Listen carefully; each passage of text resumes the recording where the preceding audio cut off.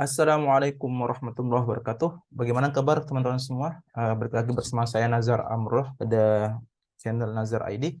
Pada kesempatan kali ini kita sudah memasuki part yang ke-10 ya terkait dengan pembahasan psikologi. Tapi jangan lupa teman-teman semua, saudara kalian semua yang berada dimanapun berada, jangan lupa like, komen, dan subscribe ya. Subscribe teman-teman semua. Oke teman-teman semua, pada kesempatan kali ini kita coba membahas yang part yang ke-10 pada poin ataupun nomor yang 11 sampai nomor 15 ya teman-teman semua.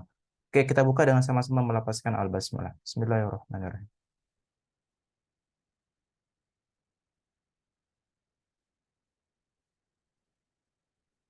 Baik, teman-teman semua, kita lanjut pembahasan soal ya, guys. Di bawah ini merupakan contoh-contoh sosial yang timbul sebagai akibat dari munculnya peperangan, kecuali ya, kecuali guys, kecuali. Nah, A, penyakit, B, kemiskinan, C, kelaparan, D, pengungsian, E, kenakalan remaja.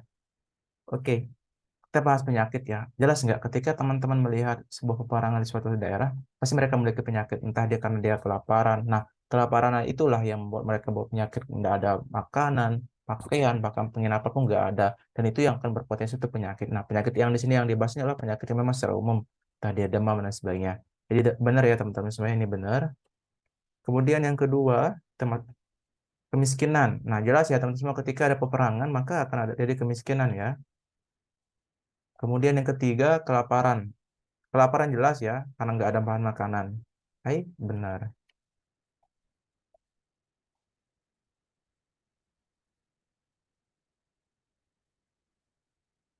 Sebentar. Oke, pengungsian jelas ya. Pengungsian.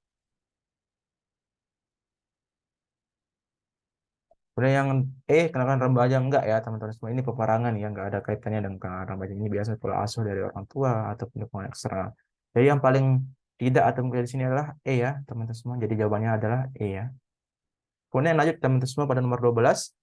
Di bawah ini merupakan hal-hal yang dapat mempengaruhi terjadinya kenakalan remaja kecuali pertama, ketidakpuasan terhadap pemerintah, yang kedua, kurangnya penanaman nilai agama, tekanan psikologis dari lingkungan, media komunikasi, pergaulan. Oke, teman-teman kita bahas dari satu-satu ya. Pergaulan teman-teman semua. Nah, pergaulan yang di sini adalah pergaulan yang memang kurang baik, kurang sehat dan sebagainya. Biasanya orang-orang itu tergantung dari temannya ya teman-teman semua. Kalau teman-temannya bagus, maka akan mempengaruhi yang bagus. Tapi ketika mereka tidak terlalu bergaul dengan orang-orang yang baik dan mereka memang punya circle yang kurang baik, maka akan terjadi namanya kenakalan remaja. Nah, jadi ini mempengaruhi ya. Ini kita cari yang salah ya, bukan benar. Benar ya. Kemudian teman-teman lanjut pada nomor D, media komunikasi. Nah, teman-teman semua, memang media komunikasi seperti gadget dan sejenisnya itu memang mempengaruhi hal-hal yang baik, hal yang bagus. Tapi ketika disalahgunakan dengan hal yang kurang baik, maka akan terjadi sebuah namanya pelanggaran. Nah, pelanggaran ini macam tadi menonton video porno, seksual dan sebagainya. Jadi benar ya, kenakalan remaja gitu. Benar. Kemudian lanjut pada poin C, tekanan psikologis dari lingkungan. Nah, teman-teman semua biasanya orang-orang yang memang nggak bisa menahan lingkungan, bahkan orang-orang yang melakukan perantauan di luar daerah, itu kultur shock namanya ya. Dia tidak menyesuaikan dengan lingkungannya, maka akan terjadi psikologis. Contoh sekarang, teman-teman bergaul di salah satu lingkungan yang memang kurang baik. Nah, dan teman-teman mungkin mengatakan diri ke teman-teman baik, tapi merasa kayak, kok saya terpengaruhi. Jadi, kamu harus gini loh, kalau nggak gini nggak keren dan sebagainya. Jadi benar ya teman-teman semua. Kemudian ada namanya kurangnya penanaman nilai agama. Jelas ya ketika teman-teman tahu bahwa orang itu lemah agamanya, adalah nilai agama yang tertanam, maka akan mudah untuk disugesti ataupun dipengaruhi. Kemudian ketidakpuasan terhadap pemerintah enggak ya teman-teman semua ya. Ini salah ya, kurang tepat. Jadi jawaban paling tepat di sini itu adalah A ya.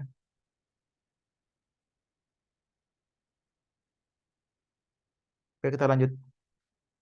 Sarjana Sukanto dalam pemecahan masalah dalam sosiologi mengenal dua cara yaitu kuratif dan kreatif, represif dan preventif, koersif dan akomodasi, preventif dan koersif, persuasif dan represif. Jadi paling tepat di sini adalah Sarjana Sukanto ya, teman-teman perhatikan Sarjana Sukanto.